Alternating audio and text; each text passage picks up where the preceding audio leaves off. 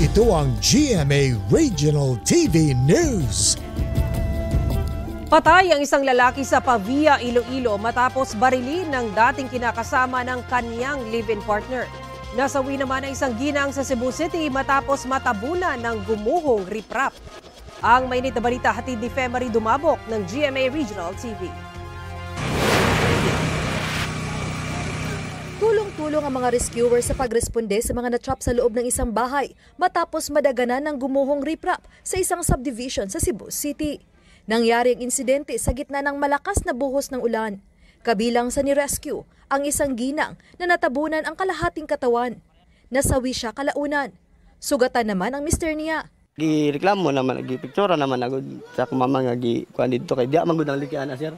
Kana likian diya. O diya og diri. Nya. Giadto dito wala may kuan. Kwento ng anak ng mag-asawa, nasa loob siya ng bahay kasama ang dalawa niyang kapatid na nakatakbo palabas ng bahay. Pinaiimbestigahan na ng LGU ang insidente. Sasagutin din nila ang pangangailangan sa pagpapalibing sa nasawing ginang. Isa ang patay at 6 ang sugatan sa karambola ng mga sasakyan sa Talisay, Cebu. Base sa investigasyon, nag-counterflow ang isang multicab at bumangga sa kasalubong na motorsiklo at tricycle. Ang driver aminadong nakainom at hindi napansin na napunta siya sa kabilang lane. Tumila po ng mag-asawang sakay ng motorsiklo na ikinasawi ng nagmamaniho nito. Ang ma-file dyan may case yun, bahala na sa ilang settlement. Di dyan may mukhang yun. May kinabuhi. Oo, kinabuhi mo gilang. Patay sa pamamaril ang 35 anyos na lalaki sa Pavia, Iloilo. Nangyari ang insidente sa loob ng beauty parlor ng kanyang live-in partner. Aminado sa krimen ang nahuling suspect na dating kinakasama ng babae.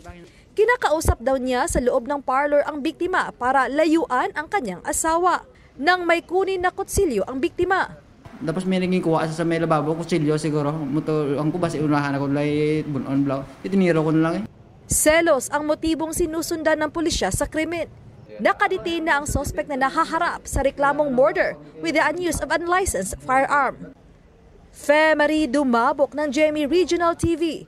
Nagbabalita para sa GMA Integrated News.